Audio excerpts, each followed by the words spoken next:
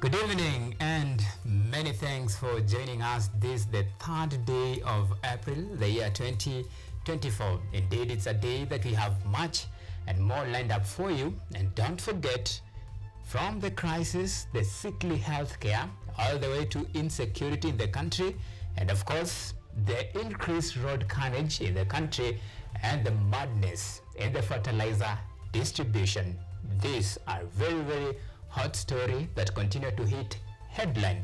Talk less of political scene. The NADCO report that continue to divide the very essence of its formation. The Azimio says the government is playing tricks, and the government says the court orders will not stop the implementation of the NADCO report. This and many more in our top stories tonight. But first thing first, let's get the highlights.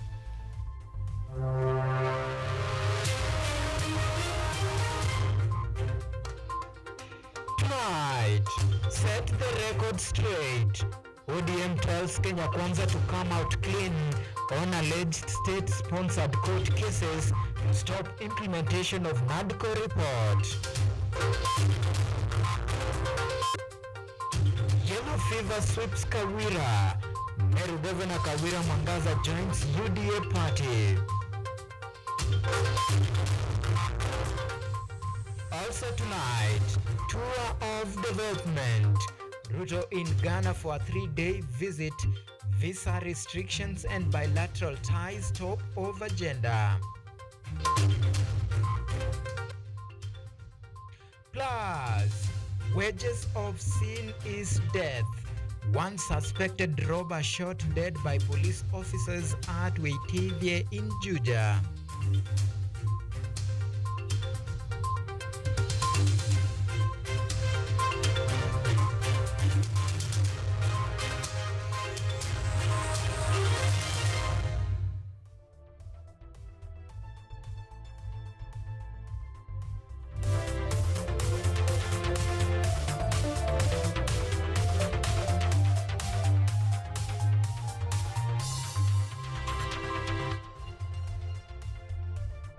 This is KUTV Primetime News with Auma Evans.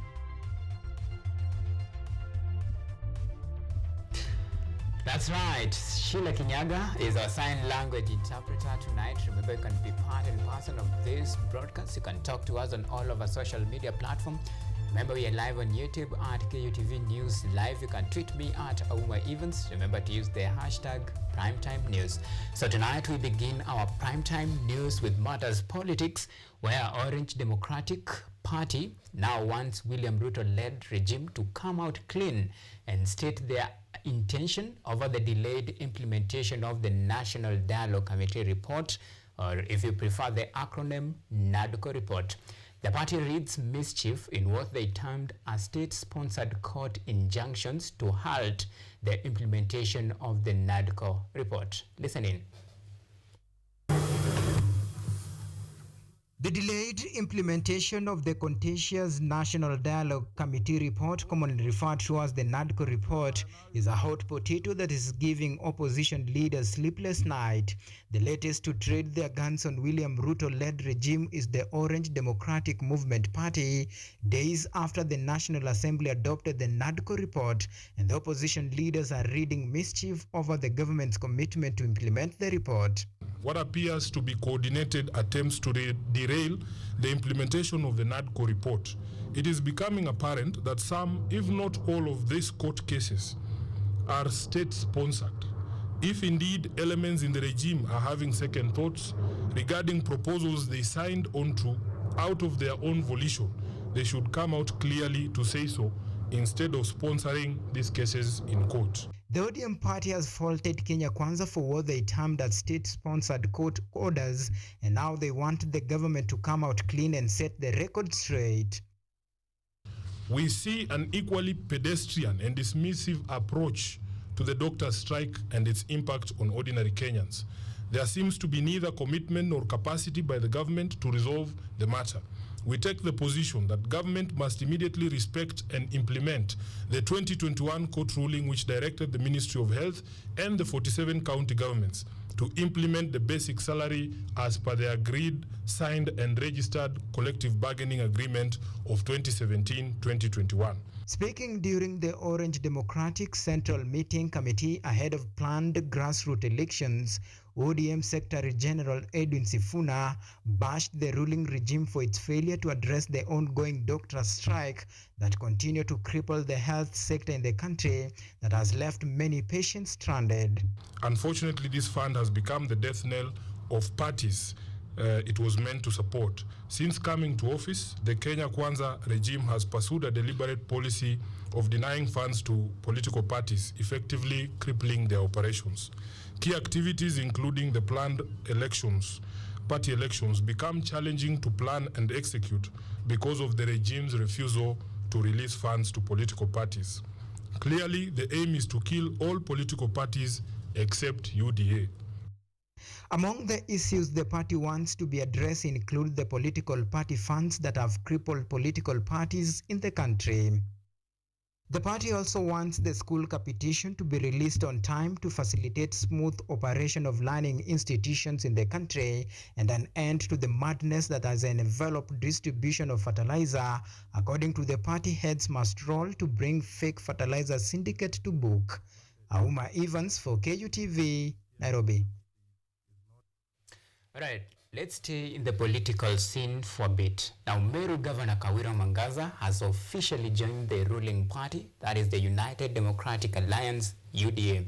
And as Theo Macharia explains in the following report, Mwangaza stated that she is ready to reconcile and work with every leader in Meru.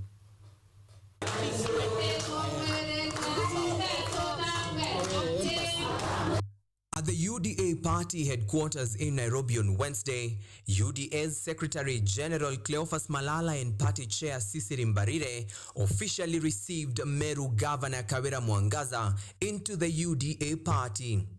During the event, Senator Cleophas Malala noted that Governor Kawira's arrival signifies the party's strong grip in Meru County and that Mwangaza will be defending her gubernatorial position under the UDA party come 2027. We want to officially welcome Governor Kawira as a friend to UDA party ahead of the 2027 elections.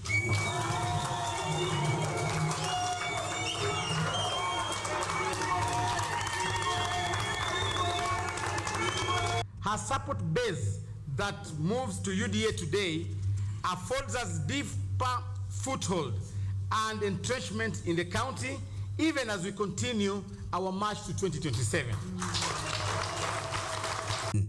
UDA's party chair Cecily Mbarire noted that Kawira's entry into the party marks the start of true reconciliation in Meru, thus opening the door for dialogue, reconciliation and healing for Meru County. I'm urging all the politicians, especially the UDA members of parliament from Meru, the UDA MCAs of the Meru County Assembly from Meru, I want to urge them to open the doors for dialogue, for reconciliation, for healing of this great county called Meru. In her speech, Governor Kawira Mwangaza expressed her joy and exuded confidence that her bid to retain the seat on a UDA ticket in the next general elections will be successful. Na watu wamekuwa wakiniuliza sana, Governor says, mama 2027 tunaelekea wapi? 2027 tupatie sign. Sasa siku ya leo nimekuja kuambia Wameru ya kwamba sign ndio hiyo.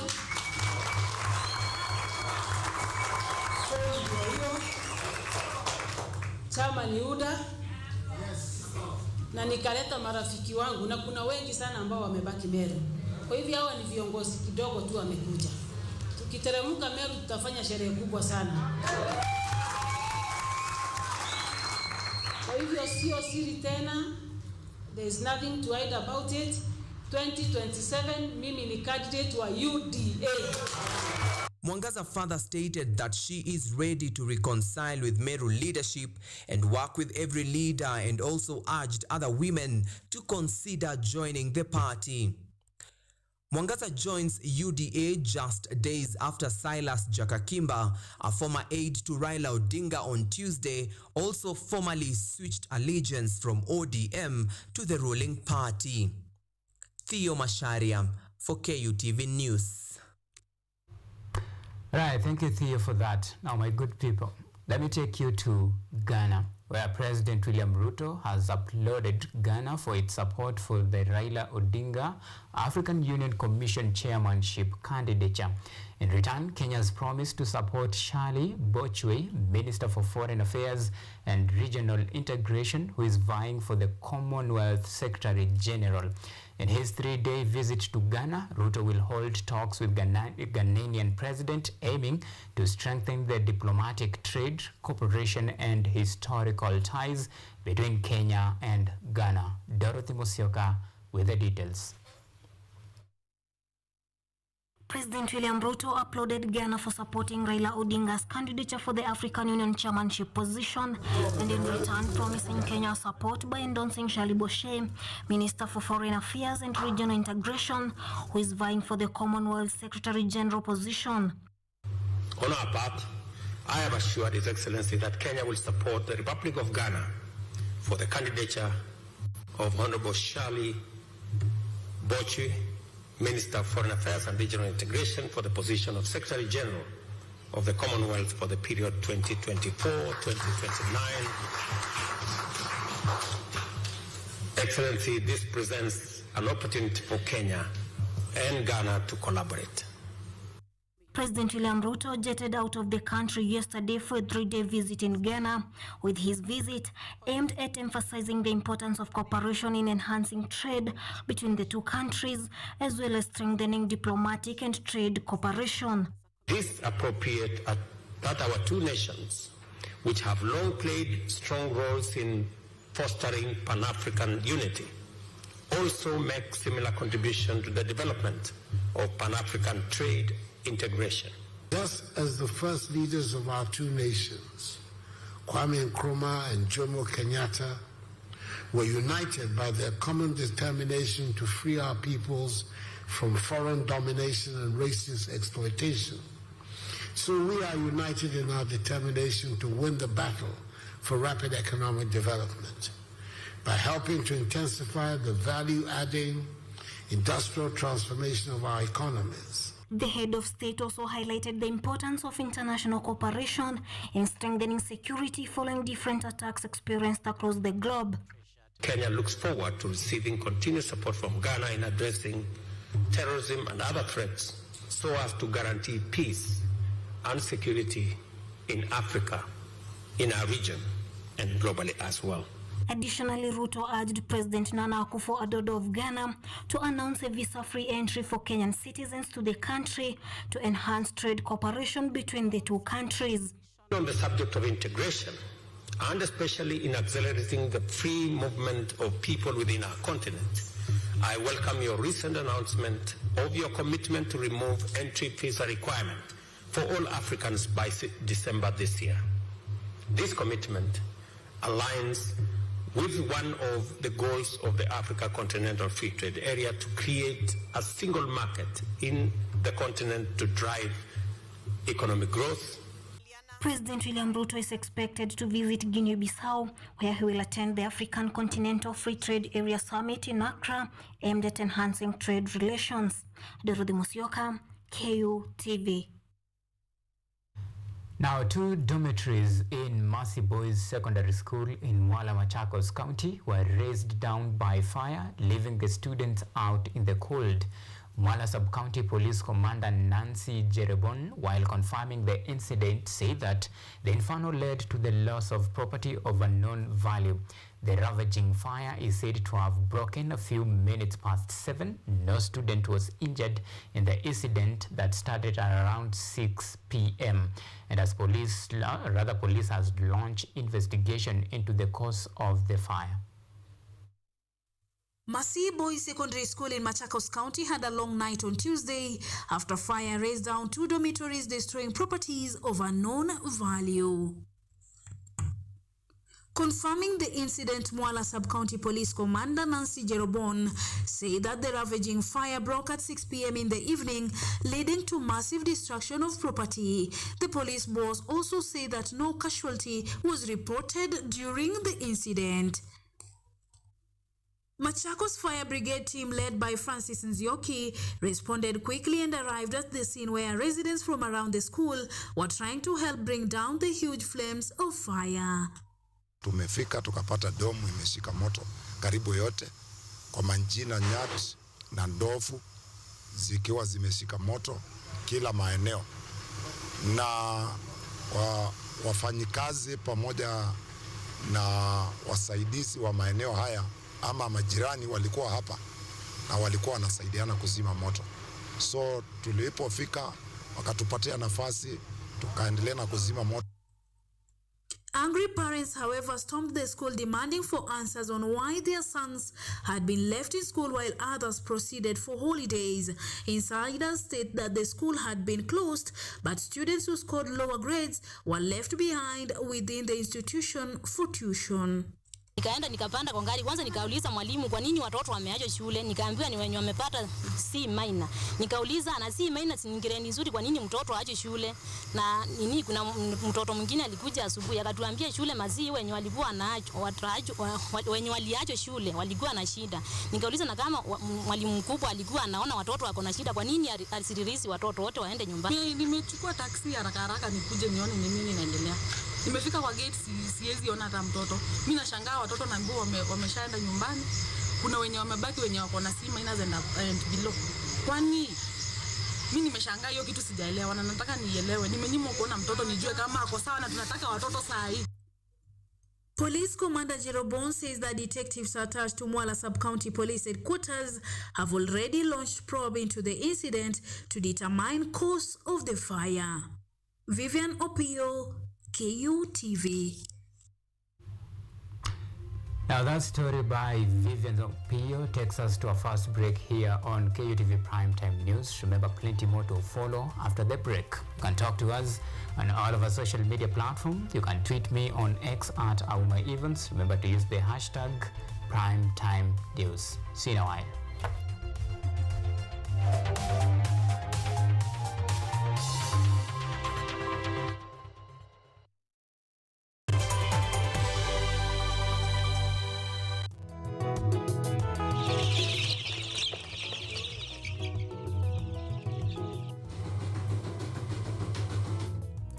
Kaunti maarufu kwa kuzalisha maziwa na ukuzaji wa majani chai. Pia, serikali ya kaunti inawahimiza wakulima kukumbatia mitindo mingine ya kilimo kuzidisha mapato. Kama kuna kikundi moja inafanya biashara ya kuuza kuku, hao pia tumewafadhili kuwafunza jinsi ya kuhandle zile kuku kwa sababu wanaleta kwa wingi.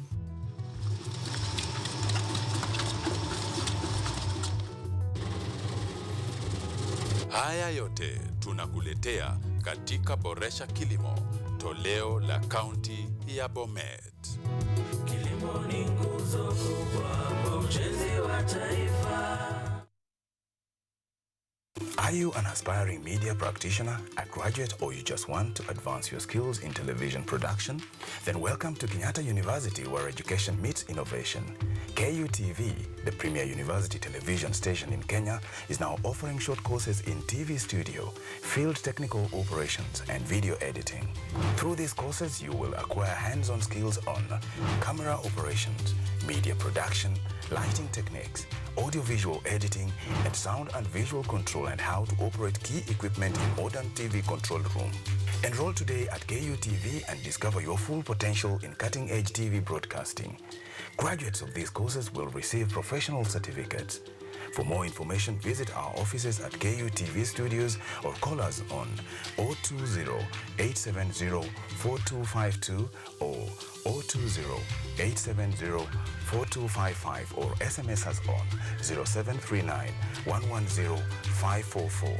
KUTV, a new experience.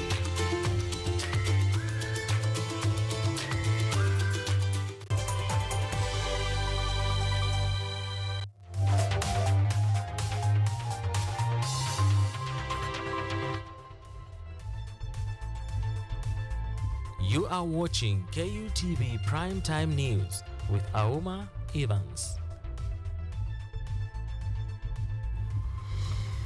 Welcome back and thank you for choosing to stay with us. Now, a section of residents of Jomoko area near Waitethie have expressed concerns about the increased rate of crime along the busy Thika superhighway. This comes after the discovery of the body of a middle-aged man in a thicket. And as Yvonne Kemuma reports in the following, the deceased is believed to have been part of a robbery gang that robbed a woman of her purse and attempted to flee on a motorbike. In Jomoko area near Waitethie of the Thika Road superhighway, the body of a middle-aged man suspected to be a thief was discovered in a thicket. The cause of death was 2 bullet wounds. Francis Njuguna, the Nyumba Kumi chairman, says the deceased was alleged to be part of a group on a motorbike fleeing after snatching a handbag and phone from a lady in the area. Walikuwa vijana wawili, walikuwa na bodaboda na wakapokonya mmoja simu yake. Kisha wakati walimpokonya, serikali nayo ikawa iko karibu na pia mmoja wao akafyatuliwa, na ndiye huyo ameweza kukimbia mpaka pahali ameenda kuangukia.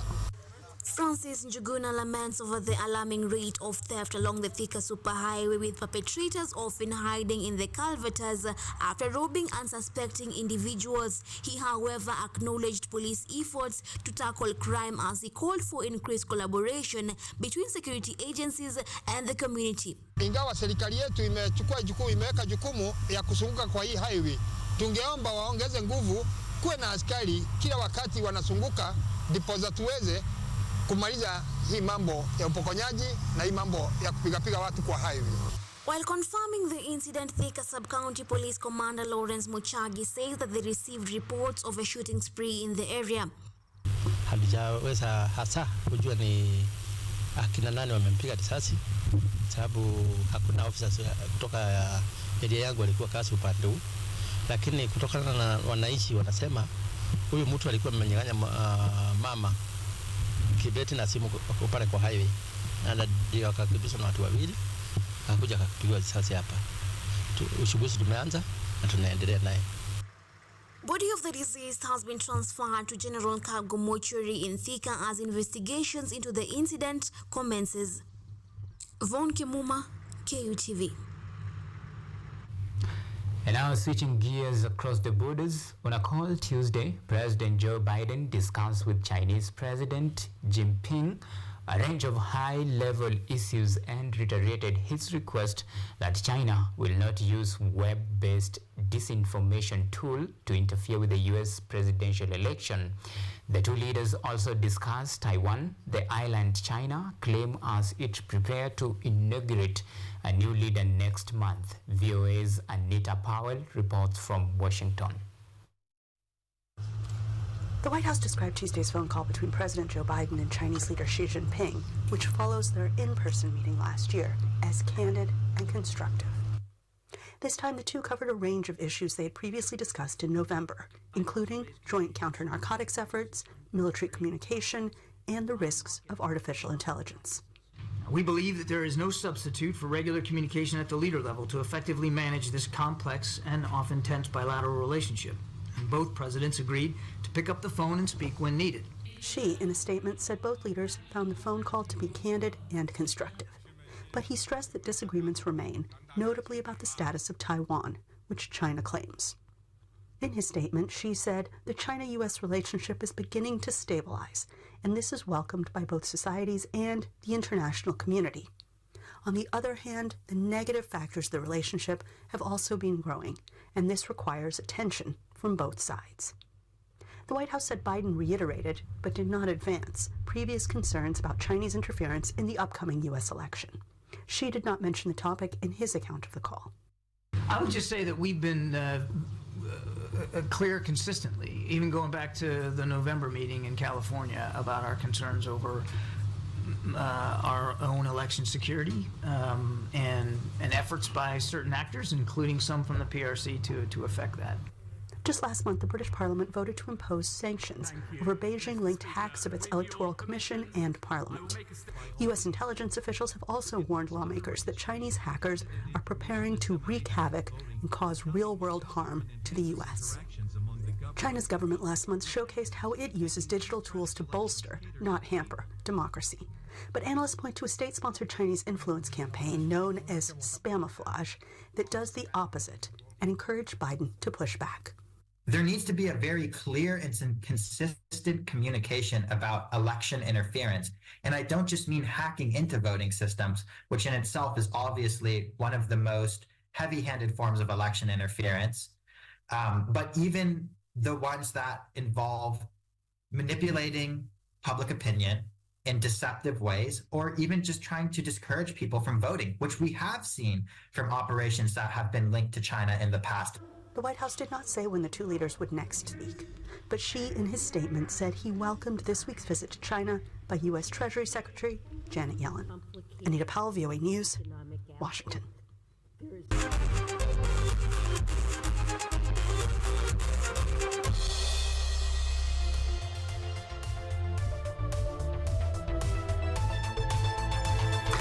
Time for sporty action. Now, Kenya has won the bid to host the 2024 edition of Billie Jean King's Cup Africa Group 3, which is set to kick off on June this year.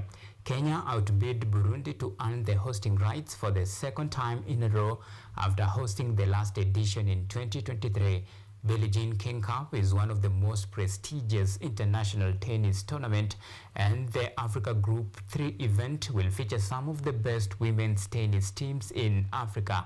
Kenya is also eyeing to host Davis Cup and will be competing against Rwanda for the hosting rights.